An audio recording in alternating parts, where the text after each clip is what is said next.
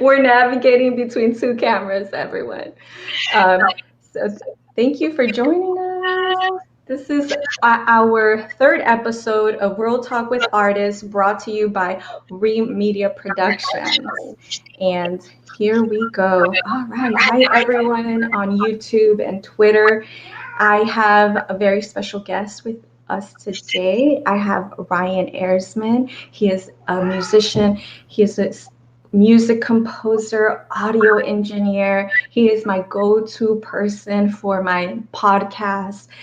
He does the music for my podcast and other podcasts through our media production agency. And anyhow, this is Ryan is someone I always go to also when it comes to music for video productions as well. I go to Ryan when I need any kind of advice on audio music. Ryan is my person. So thank you, Ryan, again for joining us. I'm super excited. Let's start with getting to know Ryan, right? Because this is Real Talk with Artists, and so let's get to know Ryan.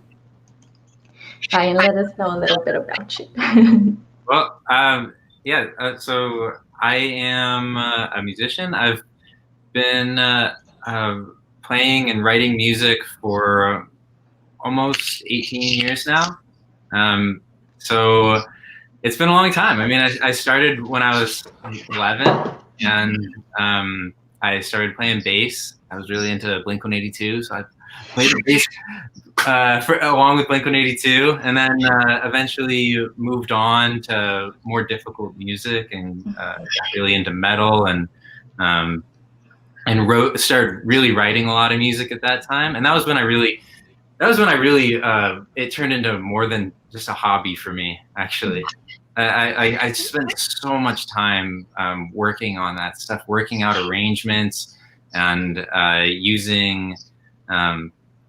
I learned to use software too, and just practice so hard. And yeah, basically, it was a ton of fun, and I totally burned myself out during that period. But and eventually, I kind of came back and with a new appreciation for music and the role that it has in my life, which is massive. I mean, I'm a super creative person. I just I need to be making something in order to be happy. So this is what I do. Yeah. I love that so much. Now, did you go to school for music? Because you mentioned you burned yourself out. So you started at 11. Mm-hmm. What was your first instrument? First instrument was bass. I played bass guitar. Okay. And then like a year or two later, I switched to 6-string guitar. And I played guitar. I mean, I still play guitar. I've played guitar for a really long time. And then only when I was 23, maybe. Oh no, actually, it was earlier. In college, I got my first synthesizer, which is really what I focus on these days. I mean, I'll pick up a guitar to lay down a part or something, but I don't spend a whole lot of time just fiddling around on the guitar. I spend most of my time playing with various synthesizers these days, which I have a ton of. Yeah, so I learned how to play. I'm entirely self-taught, basically. I've taken a few lessons here and there. And I think that the word self-taught is kind of it's not a super descriptive way of describing being, I don't know, teaching yourself, because I'm not really teaching myself. There are always people that I'm learning from. You know, it's just the way that I'm doing it is, it's just not having a teacher. Instead, I just study an artist that I really like. Which, I mean, if you have a teacher, you're studying your teacher, or you're studying someone who your teacher thinks you should study. Which is, it's very similar, I think. But I didn't go to music college. I studied math in college, actually. Okay. Yeah. Yeah. So I didn't go to music school, and I think that had I don't know if going to music school would have been a good choice for me or not. Because at that time I was really burned out. I mean, in high school, I was really into music theory. I did that all the time. I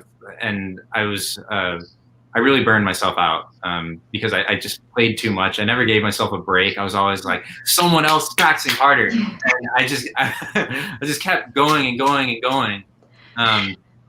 It's really not a healthy way to do it. And I would do a lot of playing with my hands instead of playing with my brain. You know, there's two different things. And I mean, I have friends who went to music school, and from what I can tell, that's a lot of what you learn there is to learn to play with your brain and maybe your heart too. Instead of letting your hand do what its muscle memory is telling you to do. You know? That is so interesting, right? Gosh, there's so many questions now that I have. And for those of our friends joining us via Instagram and other channels, please, this is your time to ask Ryan some questions. Take his brain. But I mean, there's so many questions that now I have, Ryan. But with this particular question that you mentioned, how, maybe in music school, you learn how to play with your head, but then there's also this muscle memory with your hands. Tell us a little bit about that, because I mean, my interpretation from someone actually that is not a musician, but that has the privilege and honor to know musicians, right? I just think it's fascinating, and to see like the gift that you have, right, and that other musicians have. It's like, and you mentioned math. You mentioned that you went to school for math, and for me, music, just like dance, it's super like mathematical, right? It's like the counts, right? Mm-hmm. And as someone that's not good at math, that's what I find so fascinating with musicians. It's like you're able to keep this count, this rhythm, but with that, tell us like what that difference is, like when you possess innate gifts for music, and then but then there's these other elements that you said. It's like you go to music school and it's the brain, right? Mm-hmm. Do you need all of it, or what distinguishes one from the other? Yeah, I mean, so they're both important. It depends on what you're doing, really.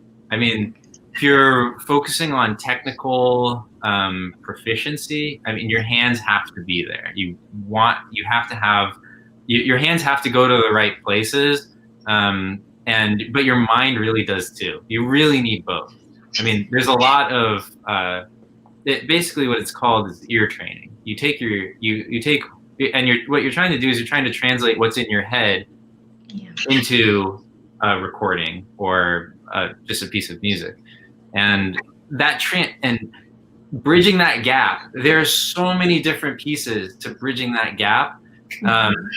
And yeah, one of them is just the mechanical ability of being like, all right, so I hear bum, so I'm just gonna do that really, really quickly, like split second quickly, and that's a mechanical thing to move your hands. But there's also your ear is telling you the difference between bum and bum. And just the difference between those two notes and being able to transition, and that's in your head too.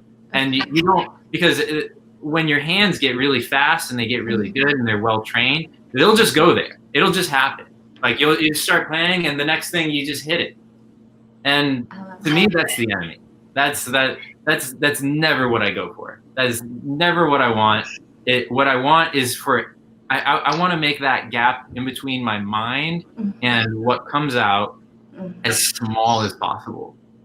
And so like when I played as a kid and went through that, I mean, it was a problem with being self-taught at that time, because I thought that I saw these shredders and I was like, yeah, I'm gonna shred too, and I did that, and I really like. I was like, it looked easy. You guys will make it look easy, and I was like, all right, yeah, it is easy. You just get it in your hands, but it doesn't work like that. There's a longer route to go to that is much more rewarding in the end for me. And that's the route of playing actually what's in my head. You know, it just takes a lot. And then of course there will be gaps which is where the logical part comes in. That, like, sometimes you hear something very loudly in your head and it's obvious, easy, no problem. But then there are times that you kind of don't hear much.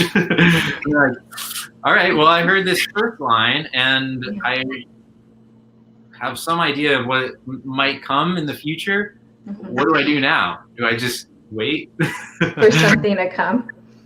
Yeah. And you can definitely wait, but there's also a skill in connecting the dots. So you have one good idea, and then you need to connect that idea to the next one. And that's where logic comes in, that's where music theory comes in. That's where that part is important.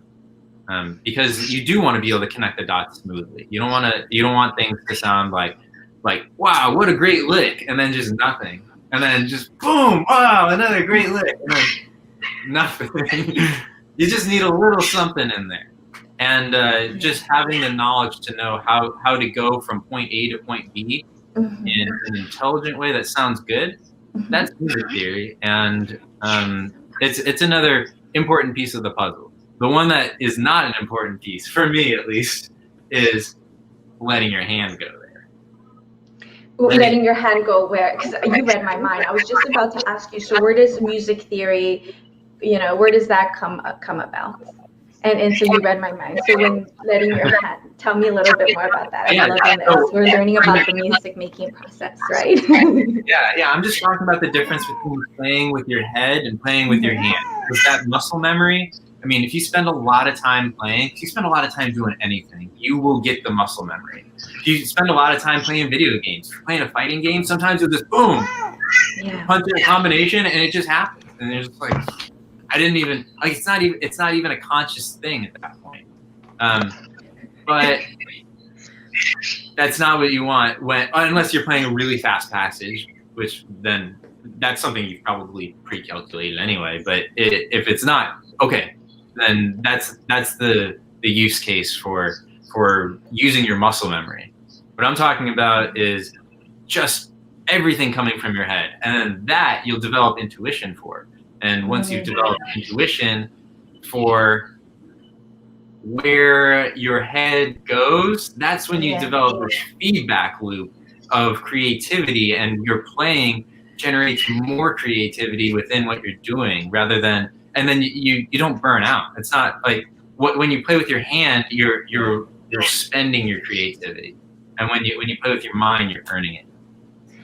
I love it. Is this here what we're talking? Is that a good example, Ryan? Yeah. Is that like, tell us, is that like, so everybody, this is, Ryan, tell us what we're watching right now. Well, this is actually an instructional video. This is, okay. So this is a different realm of it. So what I'm talking about is mostly melody. And this is sound design right here. So it's another aspect to it. I mean, again, it's something that you hear in your head and you want to get out. And that's why synthesizers are that's why I'm so into them, is because you can, this is all about the texture of the sound, the timbre, texture that you get. And this right here, what are you doing in this video, Ryan? Show us. I'm going to show it too on the other station. So in this video, for the other one that can't see the video, this is a video where I'm showing how to make drums on an MS-20, and basically it's how to patch this synthesizer that is meant to make a melodic sound and make it into this hyper percussive drum sound. That sounds really cool. So this one is, I mean, it's all about sculpting the sound in the way that you want it to be. This one's really advanced, honestly. This is a difficult example, because this one, I've spent a lot of time with this instrument.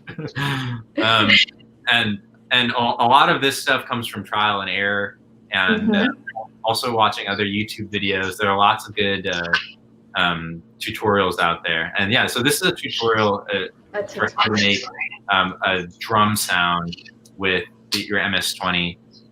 This is an MS-20 Mini, and yeah, this one was really fun to make. I love it. And then here, I'm going to stop it because I could hear it. Thank you so much for that. And actually now on these, I want to share everyone your YouTube channel where folks can go to your YouTube channel, right, Ryan? And tell us a little bit about that, because that's where we were at right now. That video we just watched via Instagram, that's actually, you can find that on YouTube, right, Ryan? And so tell us about your YouTube channel. All right, yeah. I don't tell very many people about my YouTube channel. It's it's an instructional synth channel. Basically, I go through. I have a pretty big collection of synthesizers, and I sell and trade them also when I don't mesh with them that well. And yeah, so basically, in my YouTube channel, I focus on showing you how to make how to make your synth sound really, really good. It takes a lot of time. I spend a lot of time on these videos. A lot of time just like, how's that? And then like listening to it, and then make one tiny knob change, and then listening to it, and then I try something else. And yeah, I've spent just like a kind of crazy amount of hours with these instruments, and I've come up with some stuff that I just felt was special enough that I wished that I could watch a video on how to make it. So yeah, that's why I've made these videos. And then I also have some stuff where I'm just like jamming. There are a couple where I'm like jamming on the Prophet 6. And then I've also made some demo videos for other synths, just like sound demos, what it could sound like if you're thinking about buying it. Yeah. I love it. Let's if it might, it looks like maybe they are. If you're still on with us, anyone have questions? I want to type actually here. I want to type on the Instagram your YouTube channel. It's called Synthetic. And tell us a little bit more about your YouTube channel. How did you grow it to more than 1,000 subscribers? Because obviously what you're doing is valuable and people want to know about it. So tell us about that journey. Yeah, well, it took a few years. I think my YouTube channel's been around for maybe 3 or even 4 years. And I just keep making videos. My first videos are still up there. You can see them. They're not good. These are amazing. This one has 4,000 listeners. People are loving this one. It's called KORG. How do you say it, Ryan? Korg. So tell us about this one. This one's really popular. Folks love it. That one's actually a sound pack I made for this synth, the Korg Poly 800, which is it's a DCO analog kind of crossover. And it's an 8-voice polyphonic synth. It's awesome. And I made a ton of patches for it. I made 64 patches, which is the entire patch memory. And I actually sell this. This collection of patches, so there's a way on synths, not all synths, but a lot of synths, that you can send and receive this data that tells the synth basically where to turn the knobs. So it will set up a new sound for you automatically, and they're presets. So I made 64 presets for this, and I sell these presets online now. This is actually, I think this is my most popular sound pack. Yeah, this is great. I've made a lot of these, and I've made a lot for the Prophet 6 too. I love it. We have questions from our audience, Ryan. So I have here from Court Smith. Hello, thank you for joining us. Courtney asks, what's the difference between a keyboard and a synthesizer? Is this piano music? Okay, yeah, that's a great question. Yeah, a keyboard is, so synthesizers have keyboards on them. The keyboard is the interface that you're playing on. And a keyboard, so when I think of a keyboard, I think of something that's like a toy. It's like a, I don't know, it might be $150. It has some simple sounds in it that are probably cheesy sounding. Yeah, keyboards are, I think it's really different from a synthesizer, actually. Because a synthesizer is generally more focused. So keyboard, you got like your like piano sound, you got your organ sound, you have a synthesizer sound too, maybe. But on a synthesizer, you just have a much narrower, but a lot richer palette that you can, sonic palette that you can draw from.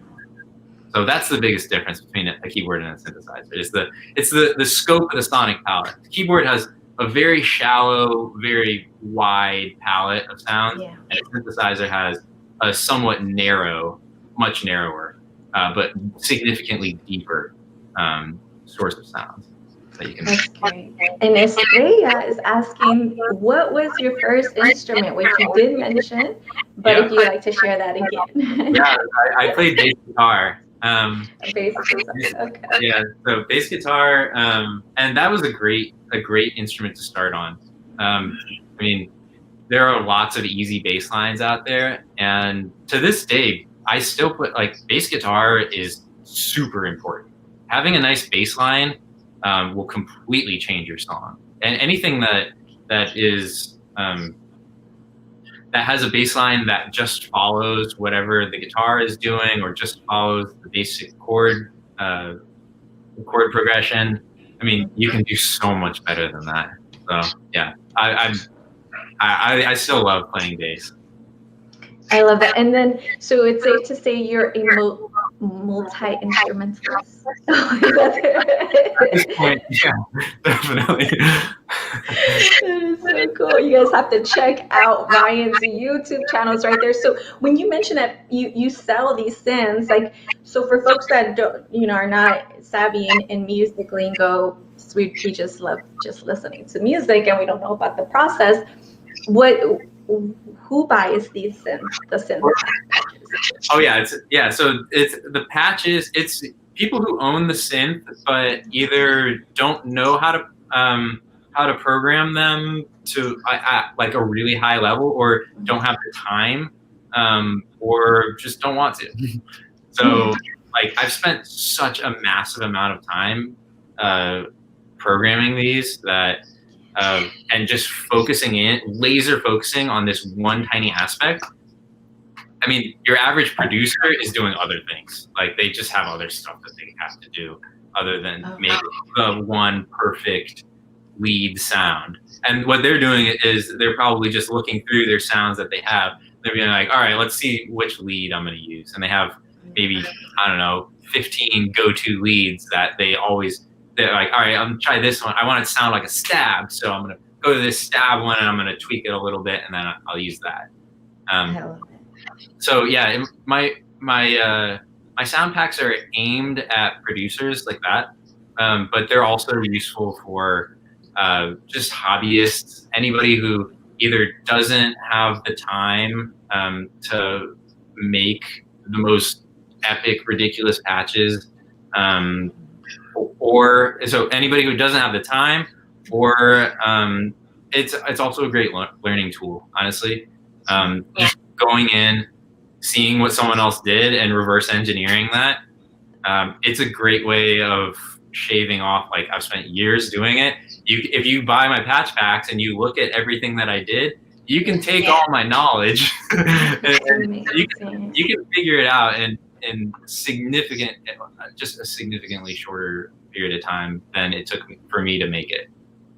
That's wonderful. And then, what type of music for folks needing the patches? What type of music do the music producers produce? All kinds. Yeah, it's Oh, so you can just add. Okay. yeah, it's really pretty diverse. I mean, they're useful for. I have one that's meant for psychedelic rock and psychedelic pop. I have another one that's focused on bass sounds. So bass sounds are, I mean, those are pretty out of the way. You could use those for absolutely anything, and I use them all the time. They're universal. Yeah, a good bass sound, like a good bass synth sound. Uh, you can use it for anything from like something that like when I think of great bass synth, I think of Thriller. Thriller and to it, boom, boom, boom, boom, boom, boom. That is really cool. So you can do stuff like that with them, and you can also imitate a bass guitar with it to some extent. Ooh, I love it. Okay, so for folks that want to check out your patches, where do they go to buy them and to check them out? Oh, so they can go to my website, which is synthsoundlibrary.com. And oh, wonderful. Oh, I have to, Ryan. Yeah, I need to write that down somewhere. Yeah, if you go to my videos that have the demos of the different patches that I make, Yes. you can find. I have a link to synthsoundlibrary.com on all of them. You do? Okay, I'm on there right now. I'm at the YouTube right now. I'm at the YouTube. On your YouTube, I'm looking for your. That's one of my instructional videos. So if you go into playlist. Okay. And then go down to sound packs.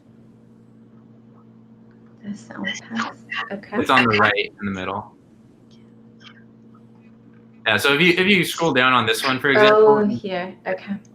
So it's this right here. I need to type that into Instagram. Oh, we have another question for you, Ryan. What kind of music is he influenced by? What kind of music are you influenced by, Ryan? Thank you, Courtney. I'm really influenced by jazz music right now. I think the things that Corey Henry and Robert Glasper are doing are just awesome. And I think a lot of jazz music. I listen to old jazz music too. I still listen to Vince Guaraldi's Charlie Brown Christmas every single year, and every year I'm blown away by it again. It's just so tasteful. That's a perfect example of someone who doesn't play with their fingers. He's playing with his mind the entire time. And everybody. I love that. Yeah. I love that. Yeah, we're also on YouTube and we're on Twitch, on Twitter. And if you're watching us there, you can actually see the website and also the link to the website. But I want to type it in here, so just give me a second. This is fantastic. Okay, so this is the website here. Note to self, Ryan, I need to have this ready before I go live. I have the other ones ready. How did we miss this one? Well, I'm also, as far as music goes, I'm still really influenced by rock and roll. I still love rock music, and I might listen to more rock music than I do jazz. Also, still, even to this day. Bands like King Gizzard. Yeah. Oh, I love it. Any other questions? Please feel free. What do our audience like to listen to? Favorite rock band? Yes. What's your favorite rock band? It's King Gizzard and the Lizard Wizard. They're the best. They're on top right now. I need to check them out. Absolutely. I need to check them out. They're just awesome. They've got microtonal music too, and they've just gone so far above and beyond, and their production is awesome. Estrella knows of them. Okay. I also really like Twin Peaks. I think that a big element of rock music, and all music really, is the production. And both of those bands also have really great production. I love it. Thank you, Ryan. Speaking of music, y'all, did you know that Ryan also has his own album? Let's talk about your album, Ryan. Yes, it's called Room 43. And then what is your artist name, Ryan? That's 59. 59. That is very easy. If you go to the Instagram stories, you'll be able to hear a little clip of it. You can find him on Instagram. You can find him on, oh my goodness, so many channels. If you're, again, through our other platforms, you can actually see all of the channels that you can stream Room for Three on. And so let's go through this list, Ryan. Let's let folks know how they can listen to your incredible music. Yeah, so you can find it on Bandcamp, really all the streaming services, Bandcamp, Apple Music, Spotify, Deezer, MediaNet. I don't know that one, but it's on there. That's so cool. Yeah, I don't know MediaNet. And it's this one here. Let's have a taste of it. It's a preview. Can you hear it? I can't. Okay, never mind. Sorry. I gotta get better. I am on Spotify. Yeah. Thank you. So all you have to do is do this. Actually, you know how I found you on Instagram? I found you on Instagram by typing in your name. Oh yeah. Ryan Ehresman. That's how I found you. But you go by 59 and see. Let's see if I can play it here. What inspired the name 59, Ryan? Oh, so that, I had to change my name. Mm-hmm. Oh, I think I can hear it now. Because I have two headsets right now. Yeah, I've got two audios going right now. Yeah. Can our audience on Instagram hear it? I don't know. You can find it on Spotify though. It's so good. So the name is inspired by the year 1959. Okay. I felt like that is I think it's a significant time in America when America and really the whole world was on the verge of an entire cultural revolution. After the 50s came the 60s, which was when all of this like psychedelic sexual revolution and all these racial issues were tackled and really I feel like it was a formative time to and when people were really thinking about this stuff. And I think that's something that we could do today. We should still think about this stuff. And I think that it's something that I think since the music is psychedelic, I think it has a lot to do with that. It's on the verge of new ideas, really. So it's all about new ideas. And that's and it's interesting because it's inspired by 59, and during a very transformative year in our nation, and now we have now we're in 2020, right? And so in terms of that particular inspiration of 1959 and 2020, what are some similarities in our culture intertwined with music that you're finding today? Mm-hmm. Music is super influenced by culture, and vice versa too. So a lot of the times, in terms of the soundtrack that you want to have for your life. Yes. I think that's a big thing, and everybody has a song that that they hum in their head, or has it's just a song that gets stuck in their head, even if they don't want it to be. That I think it makes a difference. And if the song that you have stuck in your head is a song like "Something's Happening" or everybody this song or something that allows you to have an open mind and maybe just causes you to think about a little bit more about what you're doing in your day to day, I think that's a good thing. So yeah. Yeah, I find it's very important. Actually, I was letting my son know that I feel that music is it's so healing. I think that in my youth, it was definitely a source of comfort, like that constant source of comfort, whether I needed music to accompany my sadness, my loneliness, right? Or whether I needed music to like pump me up. Since I was a kid, it was always a constant source of validation for all of my emotions, right? And now that we're in this very tumultuous time in our lives collectively, I think that now is when we need, your craft, your music, and we need the arts, and we need music to help us, to help unify us, and also to help us get through this massive collective hump.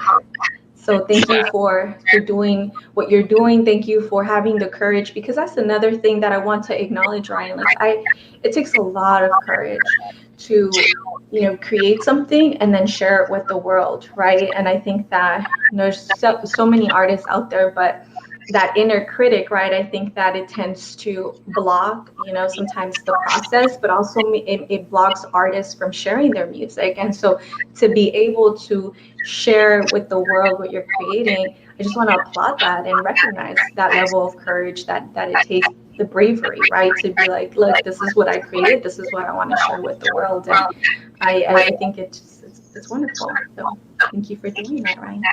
Thank you. So this is Ryan, and then let's see. You mentioned music and culture. Everyone. Oh, when are you going to or have you thought about your next album, Ryan?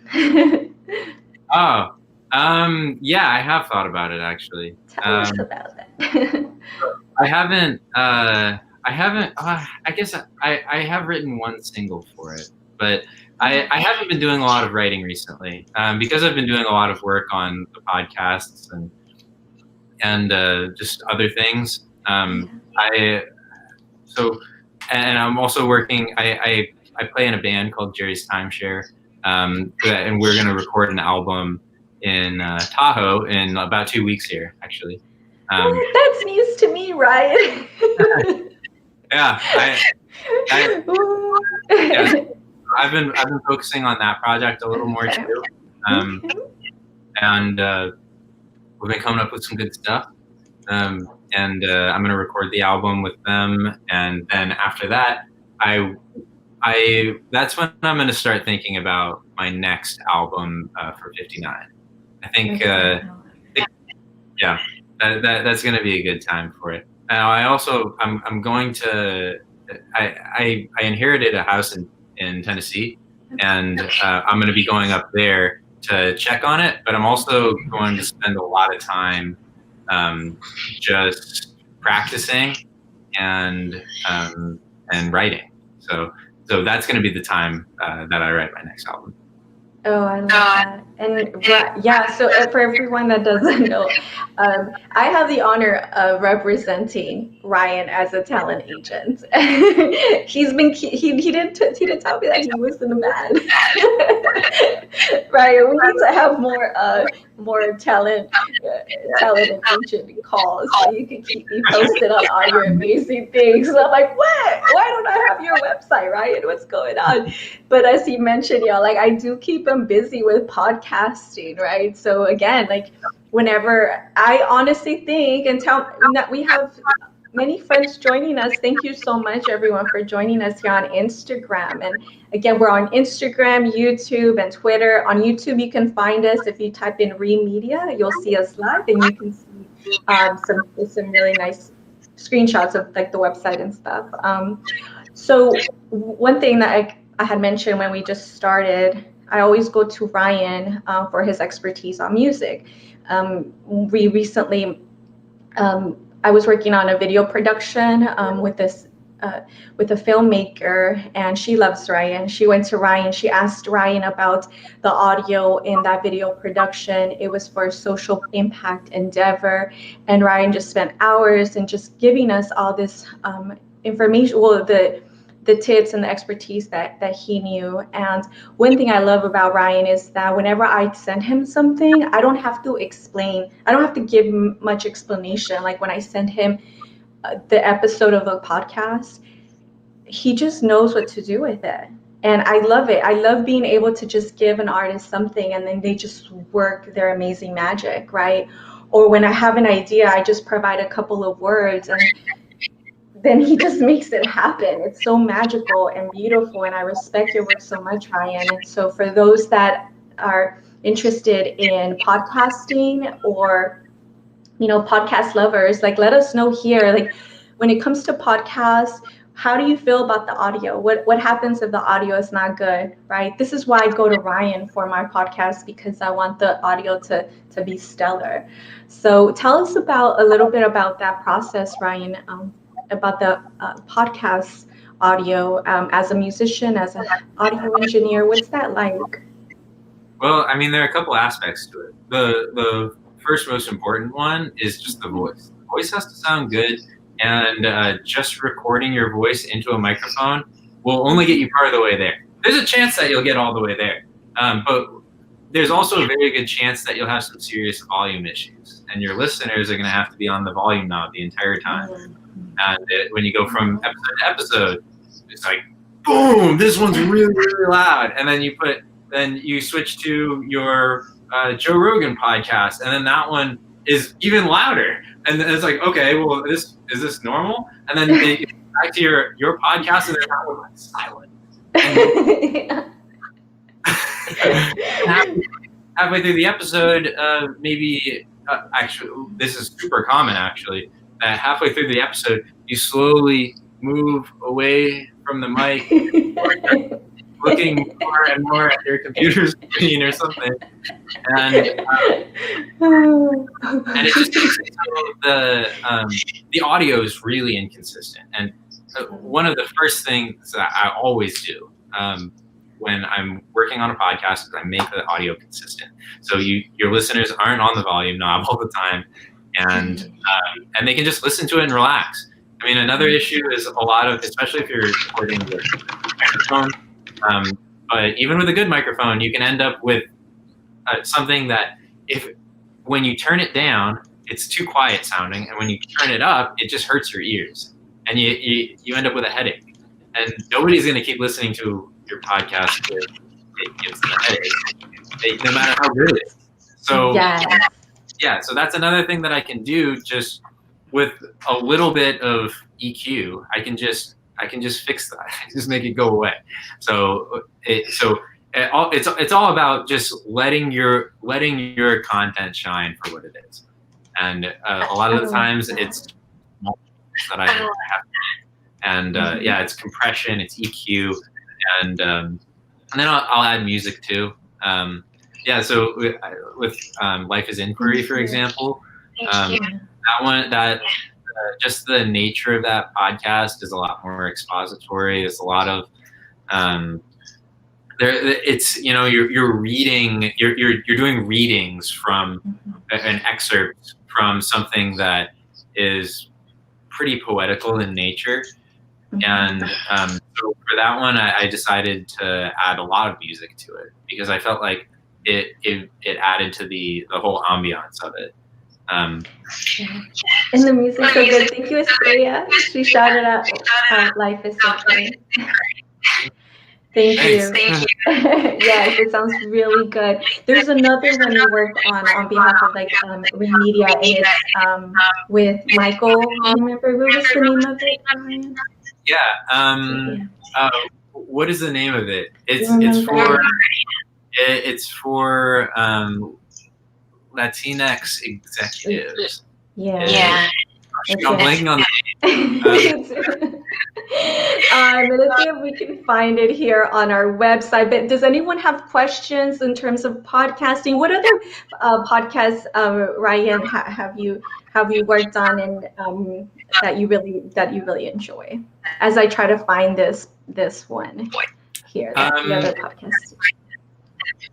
Well, so as far as other things that I enjoy about working on about podcasts, working on podcasts is, like, for example, for the I'm blanking on the name.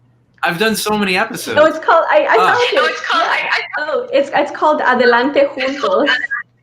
That's it, right? Adelante Juntos. I love that music. It's so good. So spot on. That one was really fun. That one was a really fun one to do musically, because I really had to get out of my box for that one. I write my normal kind of music that I write is like psychedelic pop rock music. It's very strange and like heady, but for Adelante Juntos, that would have been completely inappropriate. That is not the vibe of that podcast. But you caught the vibe. Thanks. Yeah. I mean, I really, and that was the fun part. The most fun part about working on Adelante Juntos is I wanted to write something that Michael, who's the host, would love, and he's all about Latinx executives, and so I wanted to write a song that if I were a Latinx executive, I would want to walk out on stage at the corporate the company meeting. I would want to walk out on stage to this song.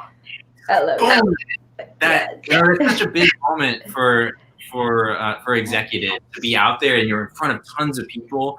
And I'm sure it's a huge rush. I mean, obviously, I've never done it, but I know that vibe, and and that's what I tried to capture. So I got the Latin percussion in there. I got got some electric guitar that comes wailing in.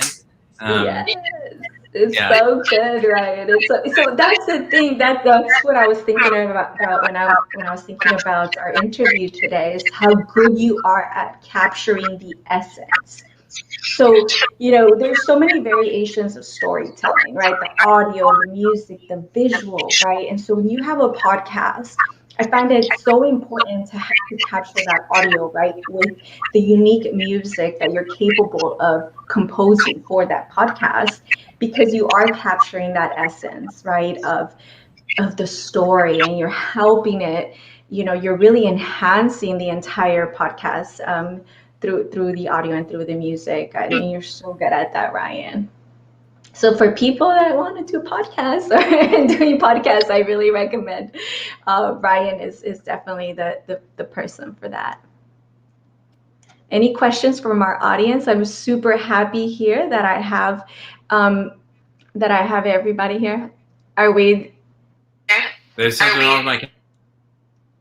Yep, I see you now. Okay, this is really good. Yes, I can hear you. Good. I think that on the other platforms, I think you're back on all of them. It's actually now, here, I want to show everybody, if you are on our other channels, I have Ryan's website up for those musicians, music producers that are looking for. Did I say that right? This is where you can buy my patch packs. Yeah, I love it. And what are some of the things that you're available for in terms of people being able to commission you? I do audio in all forms. So as far as podcasts, that means I can process your voice. I can make it so you don't have to be on the volume knob and all that stuff we talked about before. I can also add music, because I am a composer too. And I can also do that for film. And, the process is essentially the same for me, making music for film and for podcasts. I mean, what I'm doing is, and I'm happy to do short films.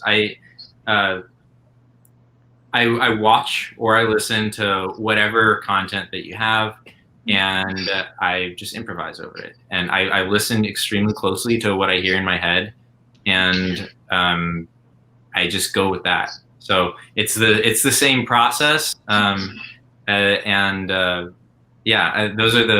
the main things that I'm available for. I love it. Yeah, I'm a writer before all else. I love that so much. Now, if someone were to have, say, a documentary, a PSA, a video that they needed music for, or that they needed some type of audio enhancement or fixing, is that something that you're available for? Absolutely. Yeah, I can fix damaged audio too. I can't fix everything, but I can definitely I can help. So. That's wonderful. Yeah. And anything else? Thank you so much for the love for folks that are on Instagram. We appreciate you. Any last questions that you want to shoot at Ryan? This is your chance. All right. So we're super happy. Thank you, Ryan, for making the time to, for this interview. This is not the last time. Ooh, I have a question here. Have him make you a soundtrack for your show. I love it. Outro music. Yeah, and actually, there you go for folks for folks doing YouTube videos, all types of videos. Not just for podcasts, but for videos too. Thank you there. Thank you for the suggestion. That's like awesome. Let's see. So yes, and so again, I represent Ryan. You can contact him directly. Absolutely. I encourage you to follow him, to look up his music. You're gonna love it. But also, if you want to commission Ryan, you can DM us directly here on any of these platforms, or you can go to our website at reammedia.org and let us know that you want to book Orion for your project, because he's just going to make it that much better, y'all. Right, Ryan? Yep. And I can't believe you're going to Tennessee. That's amazing. But the beauty of your work is that you can do it remotely. So. Yes. Right. And I'm bringing all of my gear to Tennessee. I'm going into like monk mode out there. I will be very focused. And for folks that are just joining us now, I just want to play this real quick again, because you mentioned gear, Ryan. For folks on Instagram, check out this gear. That's a lot of gear, Ryan. That's all your gear? That's actually just one shot of the same thing. Really? Yeah, I just moved it all. I just moved the camera all over the place. But yeah. I see a lot of gear there. Oh yeah, I guess all this other stuff. Yeah, I'm bringing all that. Yeah, that's a lot.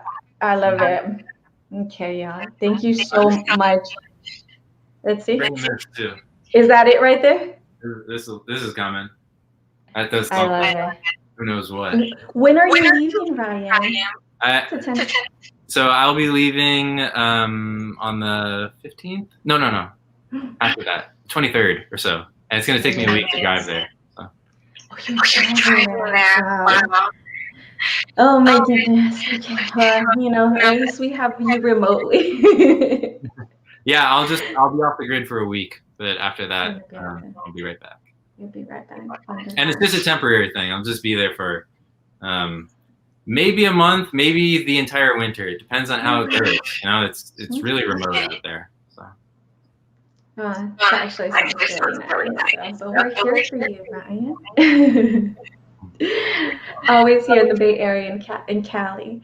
Thank you so much for everyone who's joined us. For folks that just joined us right now, you're welcome to view this interview back on Instagram. It's going to be saved on Instagram, on YouTube through Ream Media, and also we're on Twitter.